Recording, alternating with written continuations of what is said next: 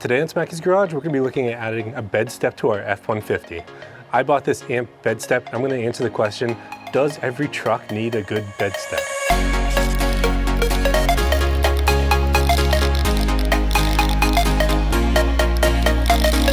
So if you have a truck, whether it's an F-150, a Tundra, a Silverado, or a Sierra, it can be a pain to get in, depending on which model you have.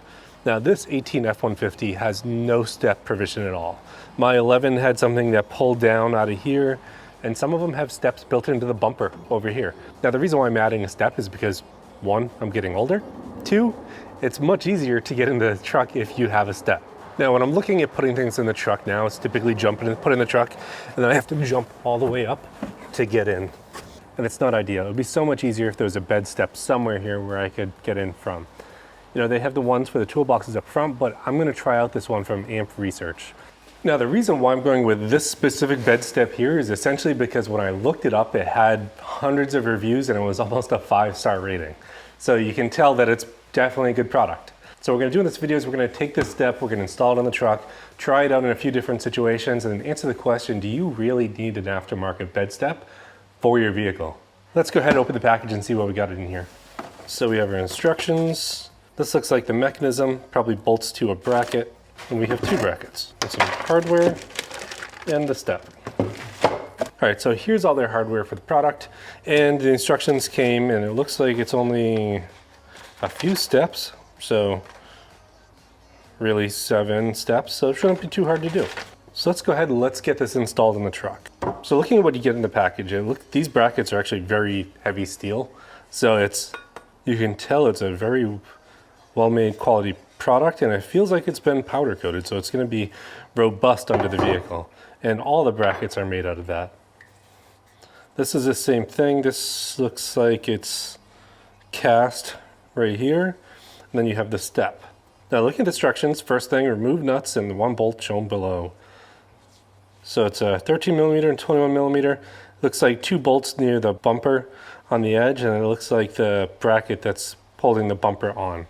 So we're going to go ahead, we're going to take those out. All right, so matching these up to take out, I'm underneath the bumper right here, and it's going to be 21, 21, and the 13 up here, so right on the bottom side of the bumper. So I'm going to go ahead, I'm going to take these out, get it ready for the step to go on. Okay, so loosening these bolts, this one came off nice and easy with a 3/8 inch ratchet. This one, you need a 1/2 inch breaker bar forward to get out. It's on there really tight. It's holding the bumper on, so I ended up using essentially a very large breaker bar. All right, we have the hardware off, so the 21mm nuts and the 13mm bolt. So I'm going to take bracket A, bracket B, I'm going to put them together. See, these lined up. This is lined up, so I'm just going to take those 13mm bolts that they supplied, and I'm going to put them together and in. And it says do not torque them, so we will not torque them. All right, so these two halves are going to go together with the bolt that they provided. The one thing to note as I'm pulling these together is I think some powder coating got into these holes, so they're not easily threaded in by hand. You have to use a socket to drive them in. By do not torque, I'm going to take it as do not fully tighten them. That way I can line everything else up and tighten everything else up later.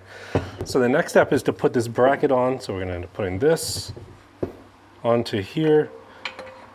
Just have to figure out what orientation it's going to go in.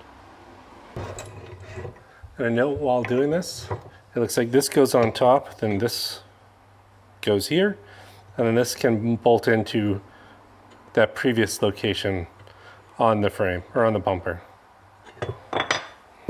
Now definitely don't tighten all these down too early because it's going to get hard to line everything up.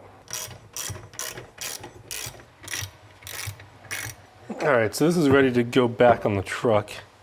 Getting this ready to go back on the truck, everything's assembled. I've left this bracket loose here just so that I can easily find the location of it and make sure it gets bolted right. I was a little bit worried when it said a 300-pound weight capacity because, I'm just above 200, and then if you're stepping up and you're lifting something with it, but this is such a heavy and thick bracket. I think the only thing you have to worry about is the cast piece down here, the plastic step, but this is really strong, really robust. So I don't think I'm gonna have any issues with this braking. So let's go ahead, let's get this on the truck. All right, so underneath the car, everything's pretty much buttoned up. I have these bolts in, torqued down to where they should be. So there's a torque specification for all these bolts, and everything is now torqued down. So we're gonna go ahead and we're gonna check this. Now the last step here is to get the footstep on top of this bracket.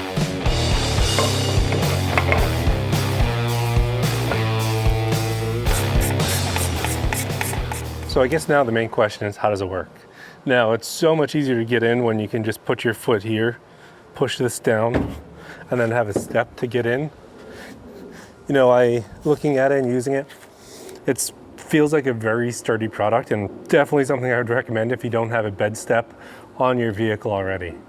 All right, so I've been living with the BedStep for about a week and a half now, and I'm really happy with the way that it's been performing. So I've been using it probably a lot more often. I've been going into the bed in the truck a lot more often than I would have in the past, which is surprising. I think by making the bed more accessible, it's really given me an opportunity to jump in and use it more often rather than if I didn't have the BedStep. Now, I've been using the bed often, going to the dump and back. It's so much easier to be able to just step into the bed, get everything lined up. And I think the biggest benefit is not when I'm just throwing things over into the bed at the end. It's really when I need to get all the way deep into the bed. So by going to the dump a few times, dropping off leaves and brush, you know, it's just made my life that much easier. That's one less thing that I need to worry about when I'm jumping out of the truck when the ground isn't level or it's dirt or rocks. Much easier to take a step down. I mean, reduces the chance of getting hurt. So I'm very happy about that. Now, if you enjoyed this video, do me a favor, like this video, and don't forget to subscribe to the channel. I do projects around the garage where I'm looking at new tools, or I'm doing a bunch of projects on my trucks and or cars. So thanks for tuning in this week on Smackey's Garage. I'll see you next time.